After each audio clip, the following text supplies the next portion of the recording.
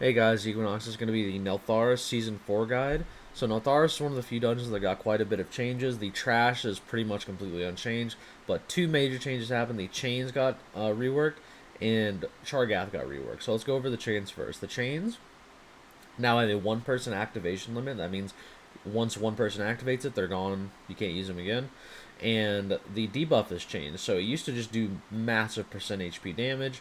Now it just stuns the target for 5 seconds and makes them take 50% increased damage. Now, this does make the dungeon strictly harder. This basically adds a few minutes to the timer, since playing the Neltharus chains well basically killed all the trash for it. So, now you're actually going to have to line up your cooldowns with the chain, stuff like that. This makes the hunters probably the one of the most dangerous mobs in M plus now. On high fort, they'll still be doing the one shot thing. The one thing you can do against hunters is one, be a dwarf, two, get cotted from Og, or three, vanish, shadow meld, feign death, stuff like that. We'll remove it since the debuff requires you to be in combat to keep the debuff. So if you drop combat or remove the debuff, this is similar to the Blazebound Destroyer and Ruby Life Pools. If you feign death or meld right before the cast goes off and you're out of combat, then you won't get the debuff. Same thing with the Abominations in Everbloom.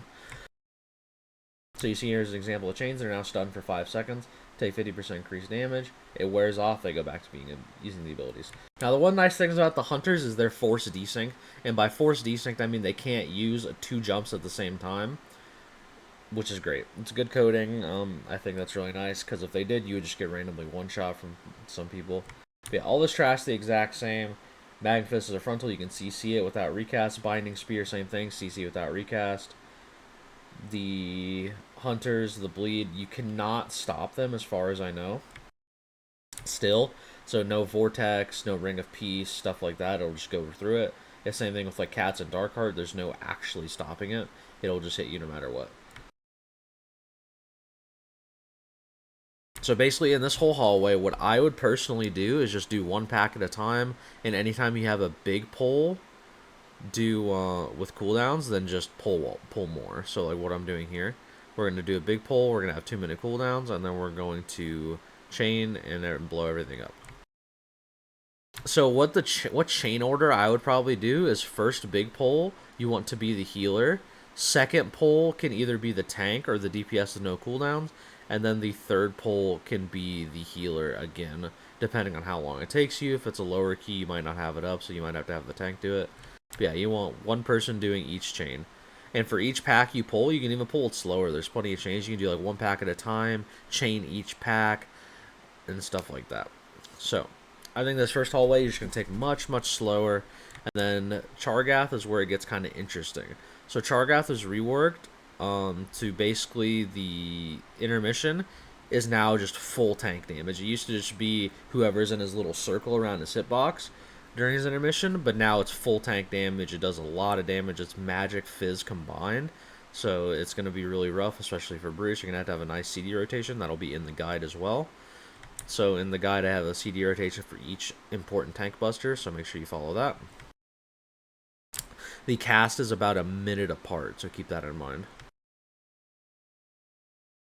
And this first phase is normal. He still does Dragon Strike. He still does the frontal wave. And then he'll do the spears, and then that'll go into intermission. And once the intermission starts, you basically do the chains the same way you did in Season 2. So you can either do one at a time, you can do two and then one. You can do all three if you have some insane cooldowns. But yeah, you're going to see here. So we do the chains. And then he's going to dash on me. It's going to do a lot. It's going to start hurting. So you can also dodge these attacks. So if you get lucky, you can take like no damage. But you can see, like, I take way more damage than I did back then because, yeah, I just did no damage back then. So you just have to have a strong CD rotation. And that's it. That's the whole fight. Super, super simple. Just make sure, again, you have a planned CD rotation out. Make sure your healer is aware that it's going to hurt. If you need an external, don't be afraid to call for it. If you are not in comms and you need to, like, pre-tell people, then just be like, hey, I'm going to need an external on maybe the first one, just so it's easy, right? They can always remember the first one. Usually people get more hyper-focused during the fight, so they kind of forget later on. Dragon Strike, same thing. You can dwarf this. You cannot do the out of combat thing on boss fights since boss fights lock your combat, but you can dwarf it, aug it, pre-immune it, bop it, stuff like that. Here comes the chains thing again. So we see we're doing 2 and then 1. And you see I take so much more tank damage. It's pretty crazy. I think this guy's gonna be really hard on Tyrant. But yep, that's the whole boss fight. Let's fast forward to the next part. So past this, you're gonna do another big pull. So again, this trash, you can again just take slow. There's a chain back there right at the boss store's entrance, and there's a chain up here farther up. So same trash here, it's just hunters, trainees, and yeah, same mechanics. What we do is, since your cooldowns, sometimes if your cooldowns aren't up, what I would do is just use the first chain on 5 and then do the rest of the trash on this set of chains. But yeah. And one thing I would talk about for the chains is on Sanguine Week, make sure you're not stunning them near the end of their lifespan. Just do it at the beginning, so it's more upfront damage. Then you can just move them normally for Sanguine. For bursting, you could honestly do the opposite, but I would still just play around your DPS cooldowns. And then once we get into this next area, we get into the Forgemaster area. So, Forgemaster area has a couple of different mobs. The most deadly of those mobs is the Bone Splitters. They do an ability called Pierce Marrow, which is a charge. It'll do a crap ton of initial damage, and they have Dragon Bone Axe, which is just a bleed with a little bit of initial damage. Now, both of those do not recast on CC, and by not recasting on CC, I mean they go on full cooldown once you CC them. So say they both cast Pierce Marrow, I Leg Sweep, full cooldown, they won't cast it again until the cooldown's up. Then the Dragon Bone Axe, same thing. Now, these Lava Flares, they are not, they don't have that rule. You have to kick them, CC only delays the cast, it doesn't do anything else. And then there's the Lava Bear. They just drop little puddles on the ground. They do a little spit. And then there's the Iron Torch, and they do a frontal plus a dot. So the frontal, you can CC no recast, and then the dot, I believe, is also CC no recast, or you can just kick. If it goes off, it's just a dispel. You're gonna see my team kind of just all died to the frontal there, which is very unfortunate, but it is what it is. But yeah, you're going to see all the mechanics of this trash. So there's the frontal, and you're going to see Bone Splitter happen. You're going to see pretty much everything happen. And the only thing I would say just take this area really slow. There's no chains. You just take it really slow, 1 pack at a time. Make sure you focus on eliminating the lava flares early, since the longer they go, the more kicks you have to deal with, and it's not as good. I would try CCing the frontal as much as you can, just to give people less headache to deal with. The Pierce Marrow is 100% stop. If you had to choose between stopping Pierce Marrow or Dragon Bone Axe, I would definitely stop Pierce Marrow. It's much more deadly. It can just one-shot you on fort. Dragon Bone, you can caught, dwarf, even natural dodge it, so wouldn't worry too much about that. But yeah, just pull it slow, 1 pack at a time. I'm gonna go fast forward a little bit. Gonna go back just a little bit. No, same pack.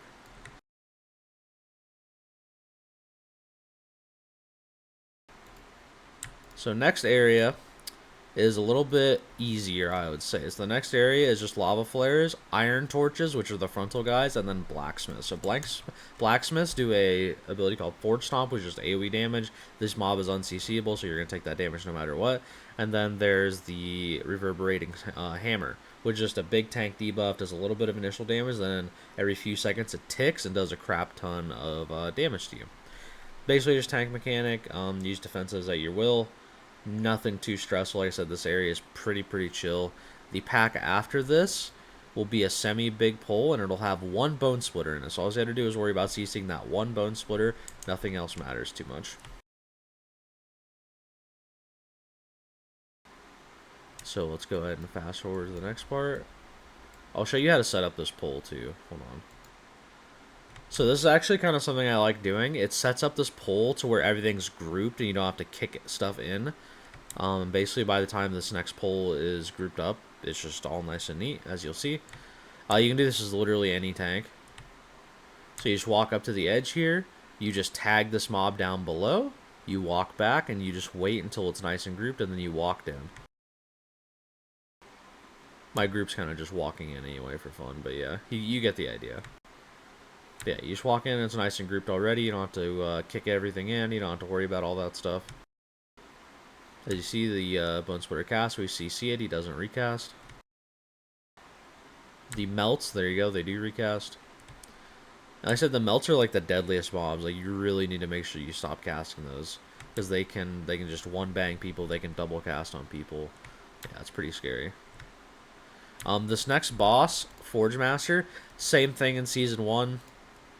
The only major thing you have to worry about is the Blazing Shield. So the Blazing Shield, you basically want to create a line, just front to back, straight line, facing the boss, so everyone's facing the same direction, and then you won't have like overlapping lines.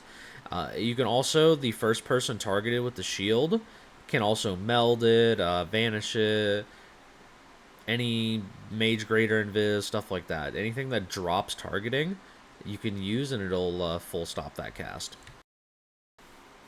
So that's really helpful. It'll remove a lot of damage.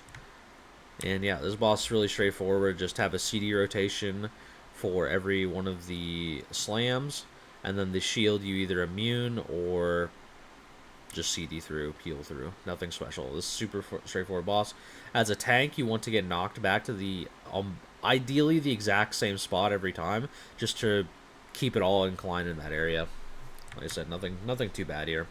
Pretty simple.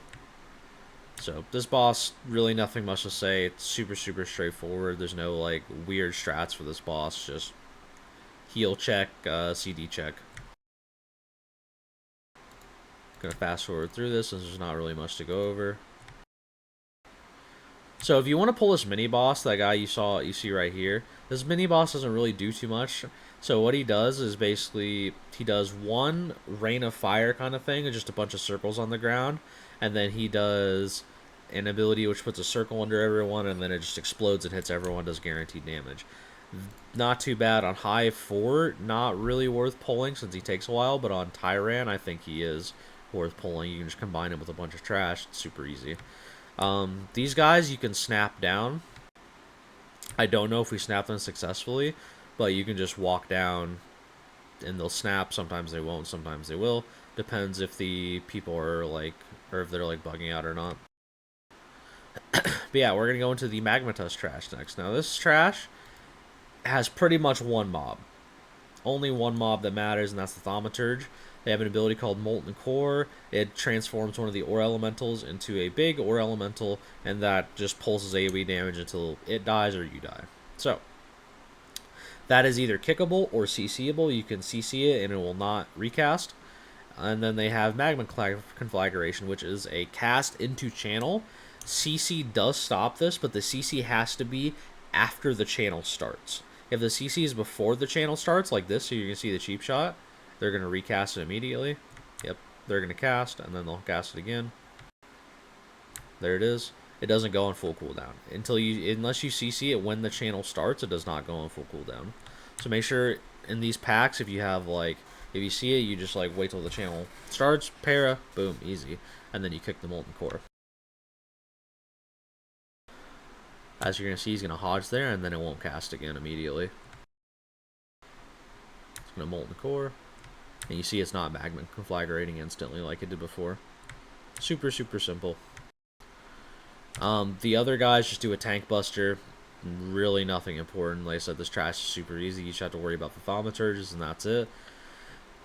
Once you get to Magma Tusk, that's kind of like the last hard boss, I would say. Every other boss, I would say Forgemaster and Magma Tusk are the hardest bosses because they're the highest healing checks. But yeah, this area I'll pull like, I probably just pull like one pack at a time, nothing too stressful. Don't like over pull, don't worry about timer too much. The timer in this area is really forgiving as long as you don't die. It's not like old Halls of Infusion where even if you had a perfect run, the timer still sucked. So wouldn't worry too much about this. Pretty straightforward dungeon. pull what's safe for you. If you want to pull multiple groups, just CC one Thaumaturge with like Paralyze or something, then pull everything else in, and then like chain that Thaumaturge in when the first one dies. Super simple. So let's fast forward and let's go to Magma Tusk. So Magma Tusk is a pretty simple boss fight. So he only has really a couple mechanics. He has the Stomp, the Spray, and the Charge. And he has little swirlies that he summons. So the Stomp, straightforward. You just CD the initial damage, and then the healer has to heal through the dot. You just have a nice CD rotation. It gets harder as the fight progresses, up to a cap. I think it's 5 buffs is the max effectiveness of it. Lava Spray, you can vanish, meld to cancel the debuff. It has like an arrow and it tracks you. So just don't point that on other people. And like I said, meld, vanish, whatever if you want to drop it. If he stands in one of these puddles that spawn, he does 50% increased damage. So make sure while the dot's going out or while he's lava spraying, he's not in any of these. The charge can just be baited on player. He'll charge, drop puddles on his wake, and then he'll shoot fire waves out of his butt. And they'll come towards players. They are all targeted on players, so if you all stack, they'll all bait in the same area, but they'll spread out as they travel. Then there's the lava spray, and now here's the charge. Again, there's the lava, and you want to move him out of this immediately. And then, yeah, that's literally the entire fight. Eventually, he'll just be in a cadence where it'll be slam, then charge, then spray every single time. The first, like, 30 seconds of the fight is a weird order, though. So here's the slam, and then he'll do charge, and then he'll do spray. Every single time. It'll be like that for the rest of the fight. And yeah, that's pretty much it. Super simple fight again. These bosses are extremely, extremely simple. The only, like, semi-complicated one was Chargath because of the coordination for the chains. But really, nothing to worry about. Super simple boss. The only strat that I would have for this boss is basically like keeping grouped up together and just moving around the room, baiting charges close, and then moving the boss instantly. One that reduces the places where the puddles can be. Instead of dropping them in the middle of the room, you drop them along the edges of the room, and it basically just gives you all the free area in the center to move around. That's really the only strat I have for the boss. Nothing too complicated. So let's move on to the next part. So the next part is probably the hardest tank trash.